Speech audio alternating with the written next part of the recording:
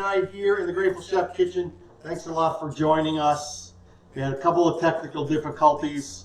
They seem to be rampant during these times, but we got it. We're connected. We're together. We're cooking, and we're so grateful that you're here. Who is we? We is me, Lynn, camera woman, producer, wind beneath my wings, and we're doing real live cooking here. We're so crazy I didn't even do my board today. That's how crazy. So what we're doing today is a comparison. We're doing a dry aged beef comparison. So we've got actually two dry aged steaks that look exactly like this one.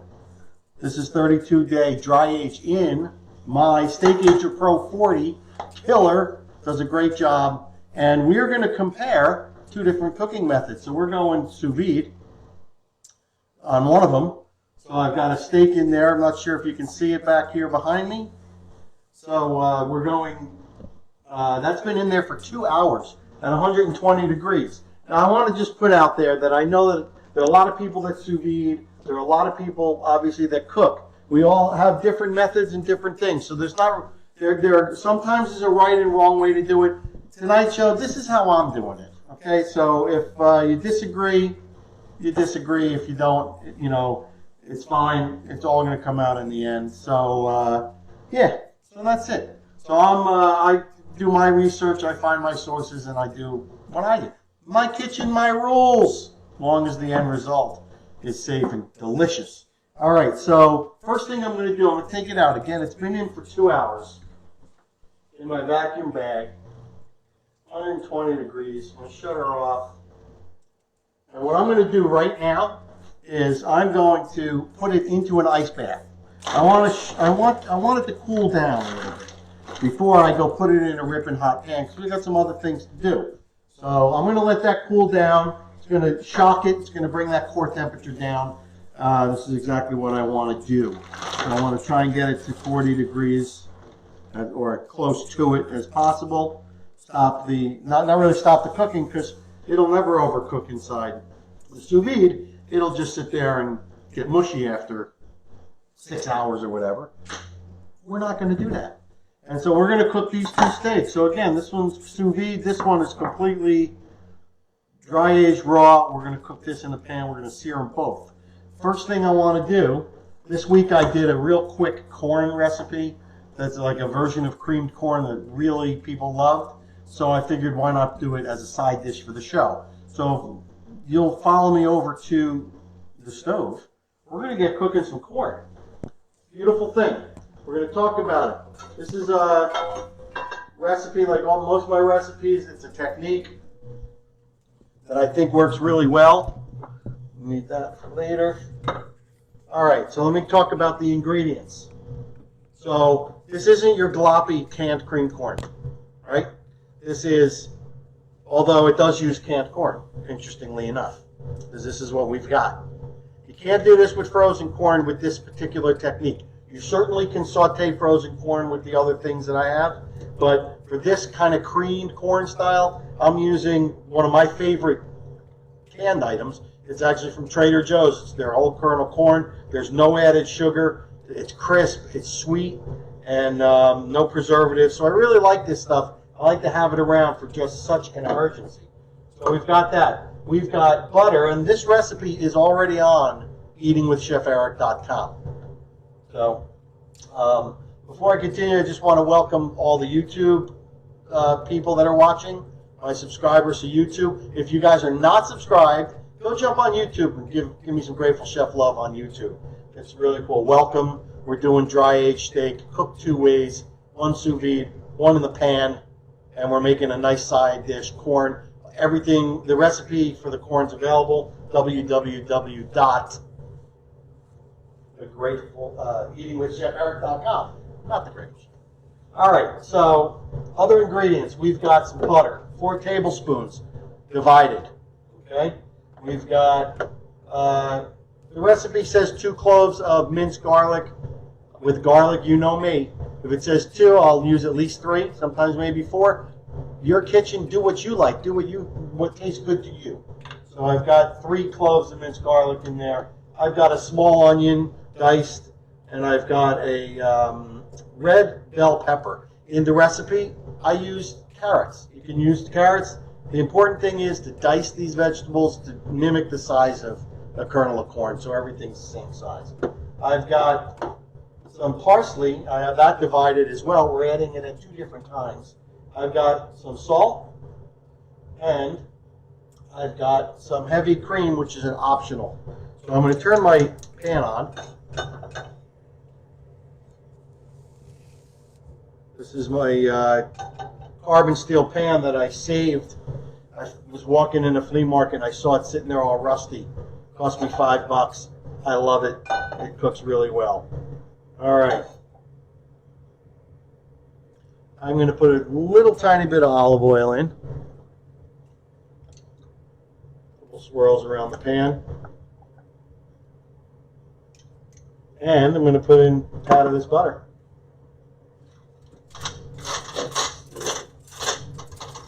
No spoons over here. All right. I'm going to put 2 tablespoons of butter in there. We're going to let that butter melt and start to get foamy. Help it along.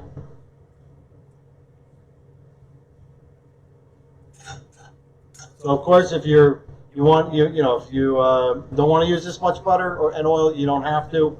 Just get a little bit in there. I like it. It all kind of emulsifies at the end. Okay, you can see that butter is foaming. In fact, I got enough butter in there. I'm going to take that out. First thing I'm putting in is my onions and my peppers. So we've got Cade Cordonier, and he said great cookware, and Larry Palermo Jr. loves the kitchen and says good evening. Thank you, Larry. And good evening to you, my friend. Charlie Gomez, nice house. You guys need to talk about the cooking. All right, so we are gonna saute the onion, and I want to just watch the heat. I don't want this to brown. I want it to be kind of just get the translucent stage. Sherry is asking for your t-shirt as a tank top, and she wants to be a walking billboard for you. Fantastic. Awesome. At this point, I'm just going to put, I'm going to use my peanut mill and just get a little salt in here. I got sea salt in here. Season those vegetables.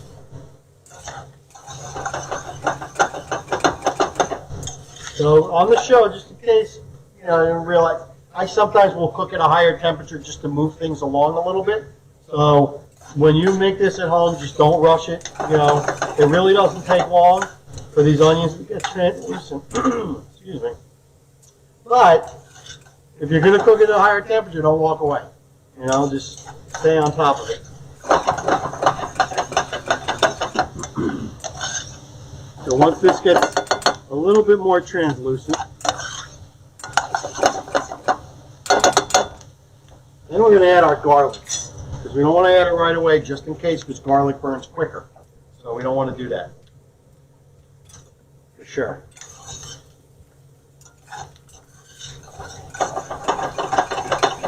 All right, we're going to put that garlic in now.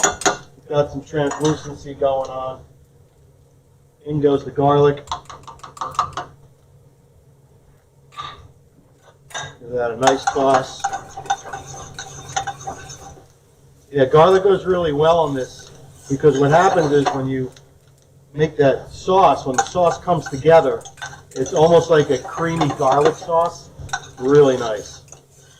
All right, so I've incorporated the garlic in there. Make sure it's well combined. And I'm going to put in my first batch of parsley. This is fresh, chopped, curly parsley. I like curly parsley because it's got a little bit of a more robust flavor. I'm a little overzealous with the parsley. So what could be bad? Red peppers, garlic, onion, parsley, butter, olive oil. Smells amazing. All right. Here comes the fun part. I'm going to take this can, and these come in water. Some of the other major brands are, you know, just the ingredients are corn and salt, corn and water. It's awesome. So what I want to do is I want to strain out the liquid.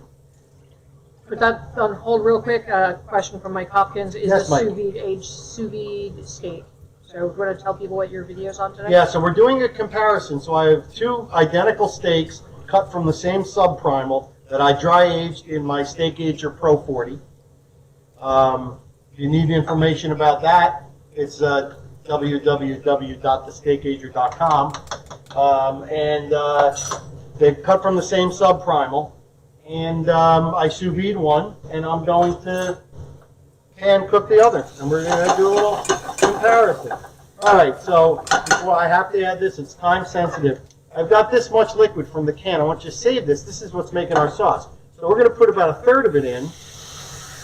And I want to show you this because I want you to see what happens. So it immediately begins to reduce and evaporate. So this is the basis of our sauce.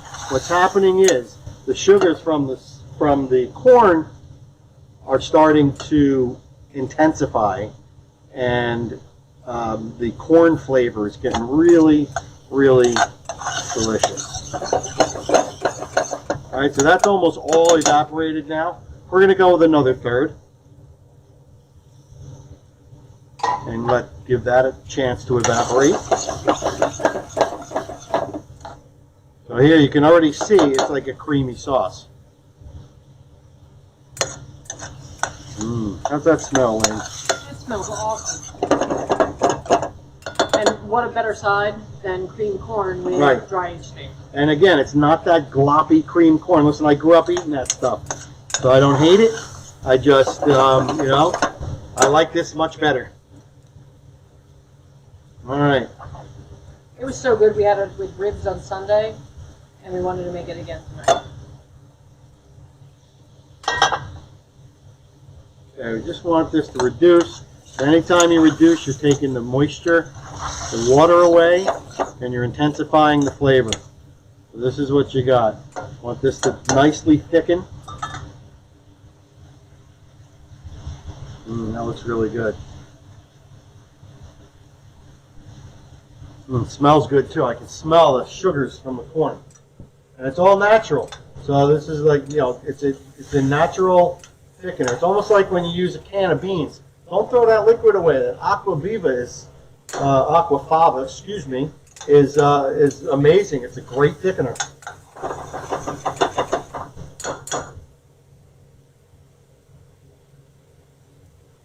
I can put a little bit more parsley in at this point.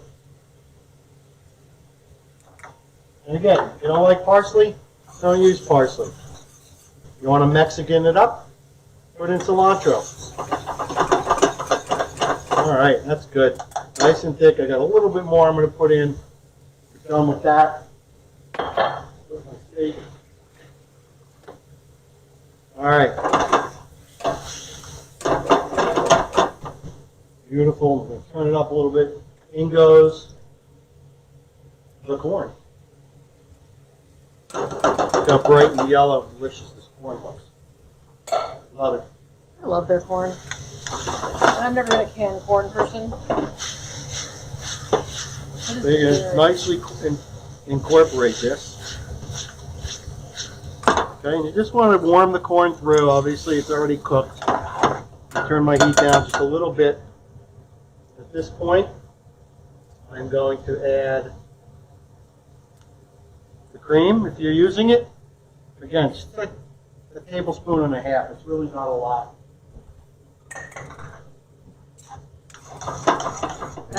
Chris will get to your question in a minute. Okay. I'll let you finish up.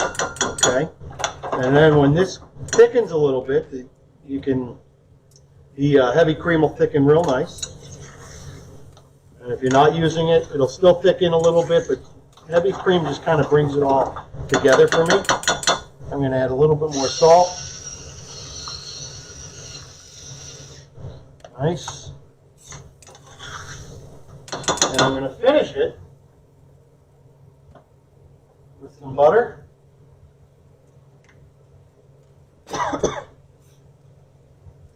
Okay. Turn it down just a little bit. I'm going to swirl that butter in. This is how it's going to emulsify. I'm trying to take it off the stove so it's not making too bad of a noise. And you can see a beautiful sauce in here. I want you to take a look at this, what we've got here. Yeah, so Mike Hopkins said he's not a fan of cream corn, but I want to say that it's not like cream corn. So you can see, you know, what we always do here at the Grateful Chef. Does it hold the line? Show how thick it is. Beautiful. Holding that line. And here you got your delicious cream corn.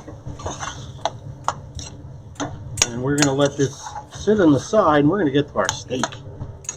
Nice. Want this to thicken just a little bit more. Evaporate a little bit more. And then, of course, we'll finish it. I'm going to garnish with a little parsley at the end. All right. Now, would you like to come back here? I'll tend to the corn. I'm going to put it on the back burner. We're going to move our pans over here. All right. All right, so let me catch up with some questions. Okay, let's do it.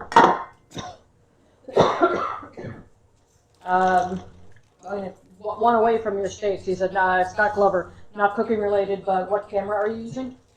All right, we are using, pardon the noise. I'm using a camera called the Mevo. Been using it for years with great success. It's a live streaming. I stream to a bunch of different places, and you can check them out on Mevo. They just came out with a new model. I've got the Mevo Plus, and yeah, it's really great. I love it. It seems like with the pandemic and everything, a lot of people using the streaming service. It's had a couple of issues, but the camera itself is fantastic. Corn's done. I might put it back on later to warm it up.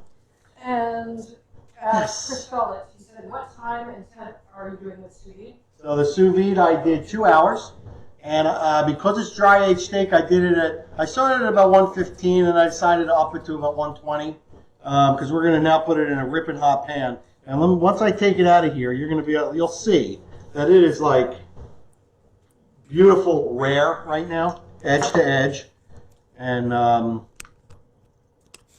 that's exactly what we want. But I wanted to, and I cooled it down to give us a little bit more leeway when I put it into our extremely hot pan, you know, so I don't overcook it.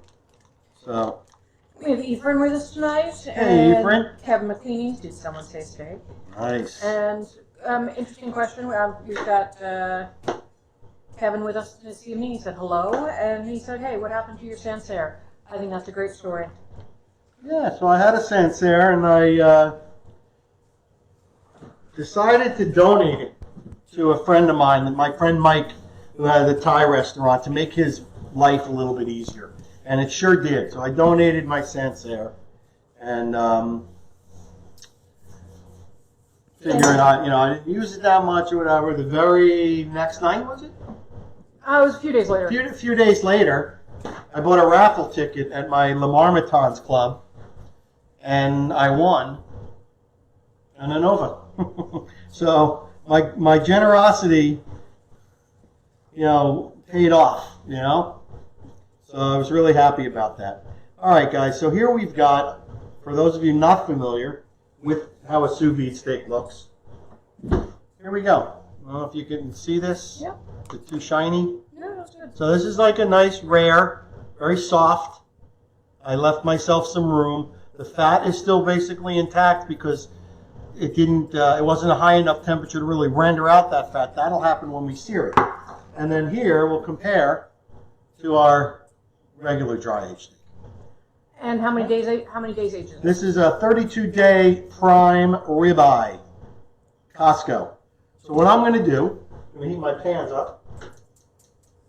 And I'll say that our normal for a ribeye is probably 38 to 42. But we needed some fridge space, so it came out early. Yeah. I'm using carbon steel pans here. They handle heat very well. So So I'm not putting it on super high, but it's going to certainly be hot enough to do a sear. All right, usually when I'm going to sear a steak, I'm doing just salt. I do the pepper later because I don't want the pepper to burn. But in this case, I'm using Horse Night Out, White Lightning, double garlic butter. It's going to be phenomenal, and it's going to help really make a nice crust. I love this stuff. I'm going to let it rain. And we also have Jay Judge with us. He said he's got bad internet tonight, so... Okay, Judge. Jay, it seems like So a bad mojo going on tonight because we had an issue too. Lots of technical difficulties, but we're makeshift a little bit tonight. All right, so I'm going to, of course, put the same exact seasonings on both of these steaks to keep things fair. That's awesome. I'm not going to do this one yet because I'm going to put this one in first. And when this one's just about ready, then that's getting the hard sear. So we're going to put the fresh steak in the big pan. You guys got to help me remember that so I don't confuse them. Fresh steak, big pan. All right. All right. I am going to use a little avocado oil because avocado is super high temperature oil, 500 plus. So I like searing with a little avocado oil, and I don't want to put too much. I just want enough to give that, lube it up a little bit. And we've got Perry Creamy. He said hi there. Buongiorno. And Chris called out asked, what about the bath first, then the hot pan? What's that? What about an ice bath first, then hot pan? Yeah, I wanted to bring the temperature down, just so when I do sear it, there's a little bit more leeway, so you kind of can prevent from overcooking it. So, yeah, it's something I found on the internet. You know, I'll tell you, Meathead Goldwyn has a whole technique where he'll do that, ice bath it, and then throw it in his smoker. So I figured, you know what? I'm going to try it. This cooking's, you know, I'm just learning how to cook here, folks. You know. Michael Lee Rosenthal, White Lightning B&O is legit. Oh, that's great. All right, my pan is smoking hot right now. So we're putting in this fresh steak. And I'm going to come over there and join you. Yes, please. I'm going to get my steak weight. My little piggy steak weight. And let me tell you, I'm a flipper. I like to build the crust. So, oh, it smells awesome. It smells incredible. So I'm just putting a little steak weight on there. And of course, thermometer, very key. Make sure you don't overcook steak, especially when you're talking about dry aged steak. Dry aged steak cooks 25% faster than regular steak. So, nice. So I'm going to, again, begin to build the crust.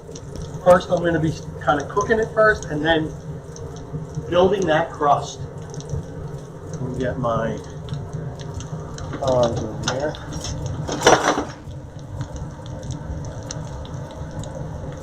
Go check it now. Look at that. Double garlic butter. Flipping it over. And yeah, and so we don't have the crust that I want yet, but that's going to happen over time. I want this steak to cook. And if I sear it hard and don't flip it over, it's a problem. Because then the outside will be cooked, the inside will be cold rare, and Lynn is a medium rare kind of gal. So we're going to do that.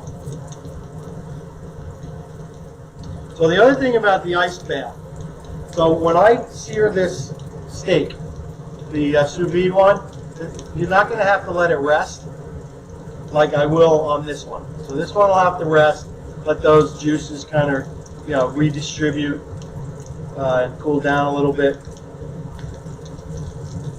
It's a beautiful thing. Let me check our corn. Scott Glover asked, what was the seasoning you just used? Can you grab the bottle and show it?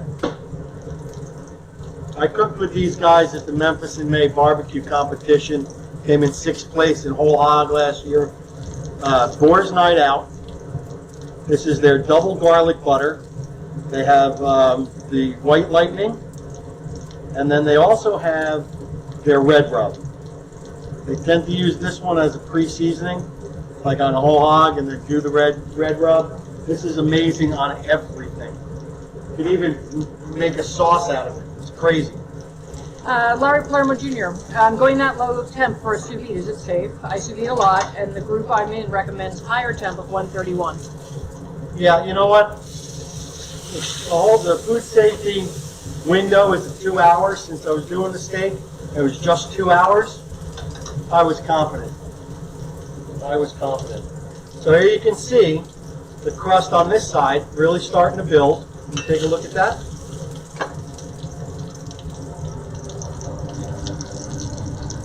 Really nice. I'm going to put the weight on it. I'm going to give the lens just a little bit of white. Bear with us, guys. Woo! Does it look a little foggy to me? How's that, better? Yeah. Thank you. All right. What are you doing about the other steak?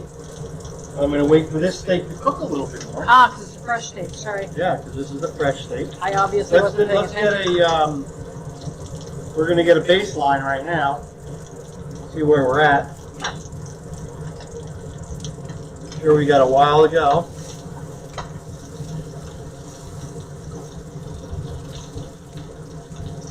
Yep, so it's about 70 degrees.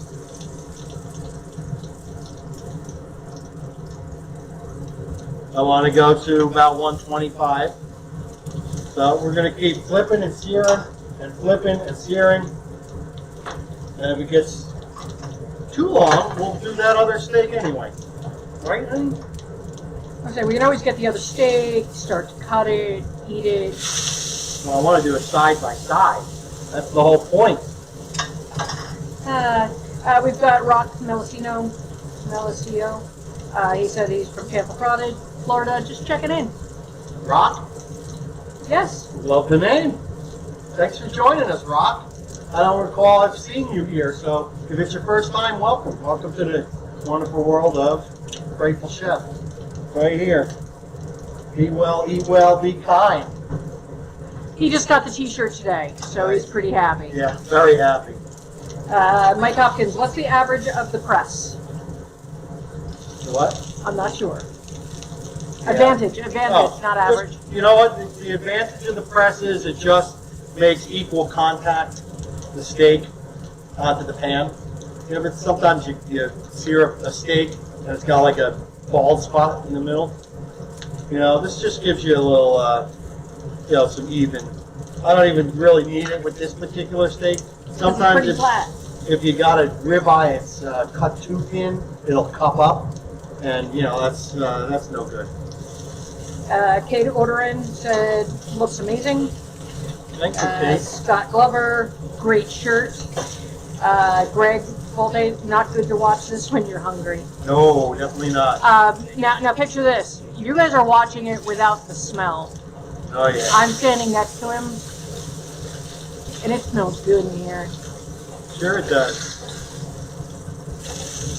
All right, we got this. So these steaks have a really wonderful spinalis, the most flavorful part of the cow, in my opinion. It's that piece. If you ever go out for prime rib, it's that piece on the outside that overcooks, but it's absolutely delicious.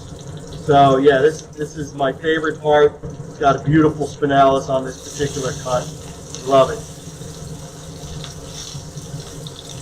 This was actually a Costco piece, and I really looked to see the marbling. It's a phenomenal marbling in it. All right, we're gonna go put this other steak in right now. How's that sound? Lovely.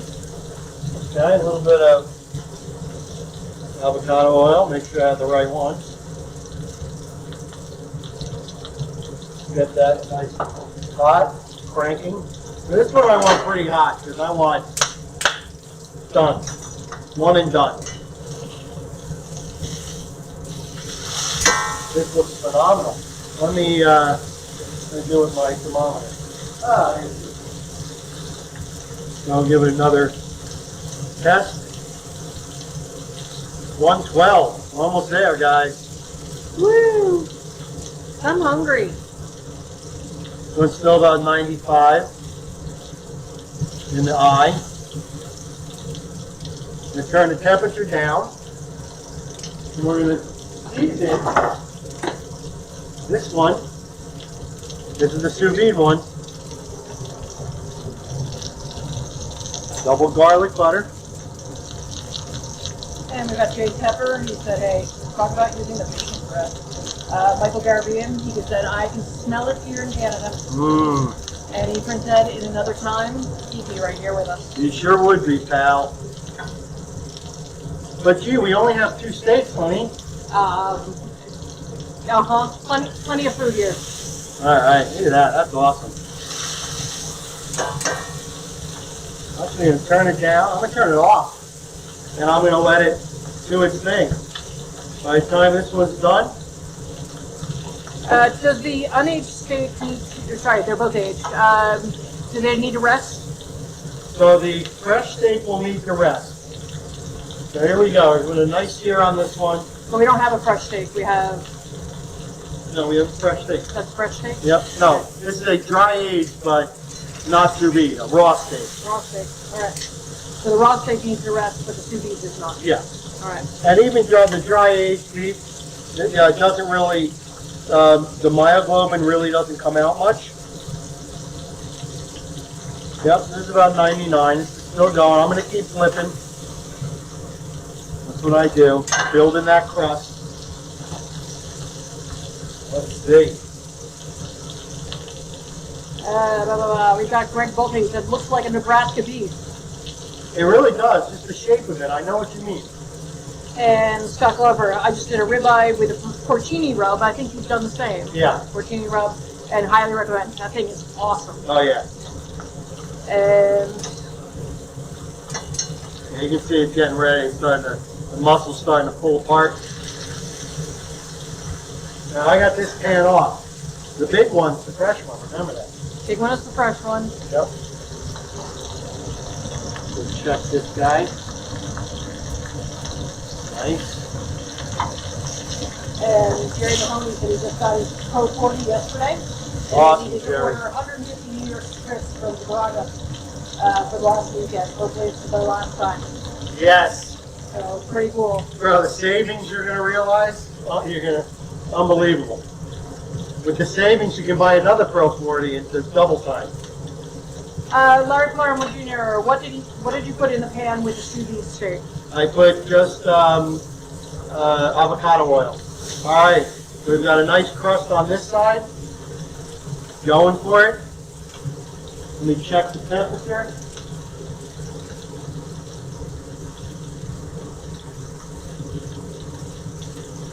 Yep, so I got 113, about 120. Spinalis. 125, we're almost there. So, yep, again, I'm just going to flip.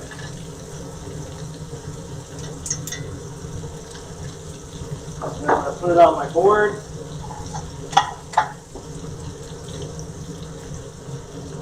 And I'm going to say this sous vide one is ready. Let me get a temperature.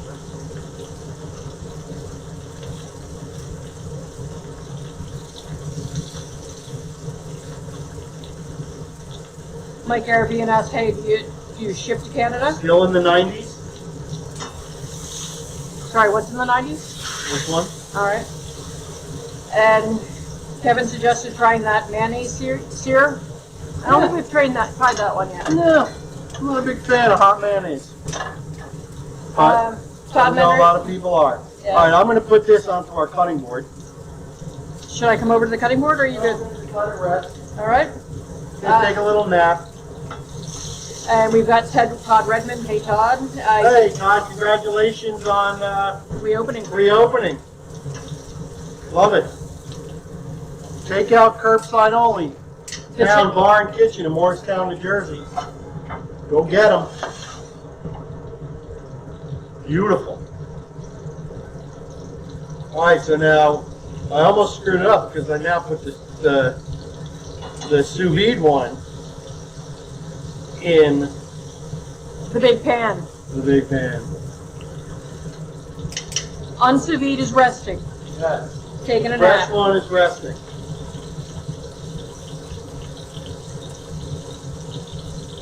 It's almost done. We're almost there. Yeah, 'cause the anticipation is killing me. Yeah. So I'm just warming it up so it's warm, not cold. So we're gonna go for it. We know it's cooked because it's sous vide. All right. Here we go, guys. All that off. Sous vide is on the left.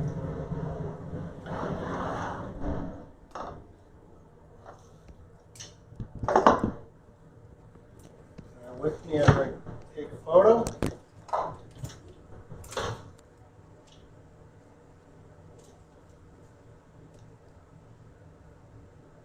We need a photographer.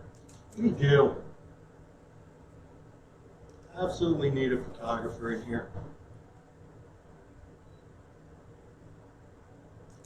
Okay, guys. I miss having our guests here. Yeah, typically our guests.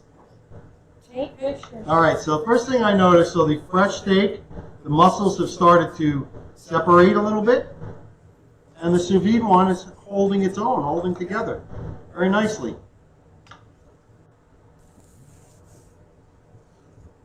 All right, moment of truth. Which one should I cut first, honey? They look different. Why? Well, it's just because I flipped them over and this muscle's separating. Got a little bigger spinalis on that one. That one looks moisture. Moisture. All right, I'm going to cut into the sous vide one first. And what I like to do is, I like to cut the spinalis off because it's my favorite part. And then hand it to me. And then we will, I'll cut that into chunks. Let's see. So, one thing else I want to say: if you're in a household, two people, they like it two different ways. Say I like mine rare and Lynn likes hers medium. Cook it rare, and then once you slice it, then you can put those slices back into the pan, and they'll come up to temperature really quick. And so, I don't have to compromise eating it more well than I like it, and she doesn't have to compromise eating it less cooked. All right, this looks really great. So we're going to go into this. Nice crust. Oh, it's awesome. I'm going to zoom in. So this is our sous vide. Cuts like butter. And Michael Lee Rosenthal, he said, thoughts on spike in meat prices and the supply chain. I got friends that are reeling from it. I have a butcher buddy that, he's got the sales, but the distributors don't have the truckers. So He was getting like he a was truck getting day. he was getting a truck a day, and now they're telling him, well, maybe I can come to you twice a week. So it's like a ripple effect. So here we got beautiful. I'm cutting the spinalis into slices. Usually it's chunks because the spinalis is usually much smaller than this. All right, but I'll let you guys take a look at that. Lynn might want to come in close. You can see the beautiful mahogany color of this spinalis from the dry aging, because that's on the outside, so it picks up a lot more of that dry age flavor. All right, so there we've got our sous vide steak, looking pretty stellar. And here we go with our fresh. I'm going to cut the spinalis. This has got an enormous spinalis. This is, a spinalis like this is almost unheard of. A little tail meat there. Beautiful. Let's cut into this guy.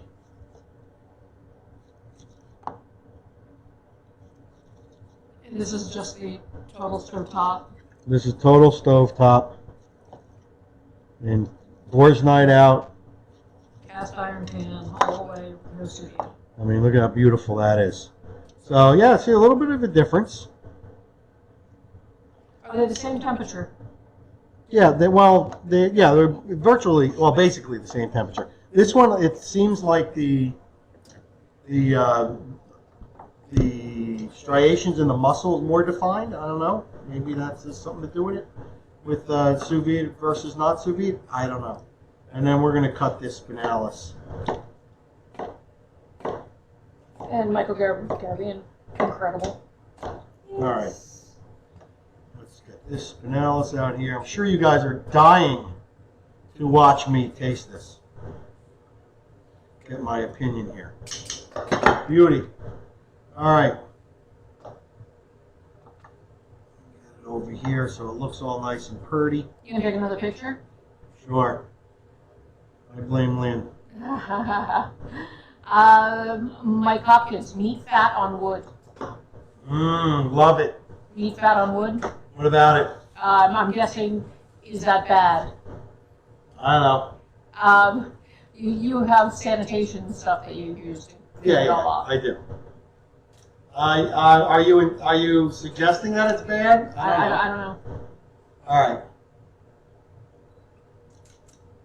Sorry, I hate to have to do this with you guys live, but But it's a really pretty picture. yeah, it is.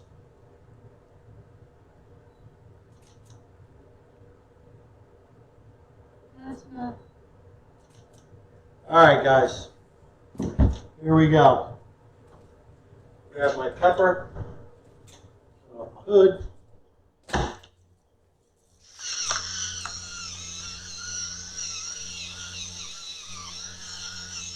I just said that looks great. All right. So we've got a piece of the sous vide on the left, piece of the sous vide spinalis. It's like an exclamation point, and we'll do regular, and they're both dry aged. Remember. All right, first one I'm going for is the sous vide. As a cut. Do a center cut. Cuts like you're cutting a steak.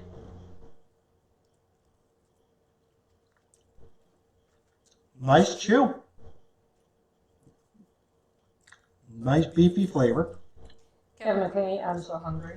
And Jay Pepper. All right, now I'm going to do the regular one.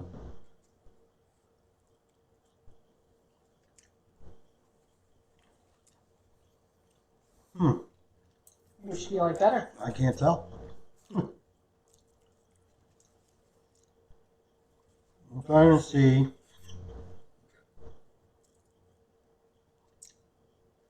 So believe it or not, the pan cooked one is a little bit softer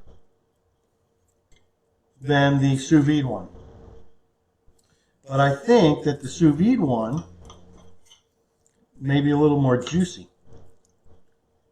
Interesting. I don't want you, the sous vide one is not firm. It's just, it definitely has a different texture. They're both absolutely delicious. So here's my official conclusion. Cook any way you like. You can't go wrong with either way, either one of these. Now, I will tell you that with sous vide, I have done like a New York strip steak and not cared for it. So this is, we're talking about ribeye here. So the New York strip steak, I didn't care for the texture. So, and I believe Lynn didn't care for it either. But there's so many variables going on. How long was it dry aged? You know, how long did you sous vide it for? How thick was it? So there's a lot of variables. So yes, cook the way you want. Yeah. Both of these are both valid cooking methods. I love for people to know and be able to master cooking a steak in a pan and not always do it sous vide, so you can go with your mood, you know. But yeah, both of these are absolutely perfectly fine. Use the best quality meat that you can afford, and yeah, you'd have a great, great steak dinner. And the Steakager makes everything better. Lynn said it must be true. It is true. The Steakager Pro 40, phenomenal machine, works amazingly well. And I've got the dual mode, as you know, can do charcuterie too, which is equally as amazing. So anyway, guys, thanks for joining us again. Trusting us to entertain at best, and maybe teach you something. And I certainly learned from you guys too, so I appreciate you so much. So, with that being said, be well, eat well, be kind, and I'll see you on the next Grateful Chef video. Peace.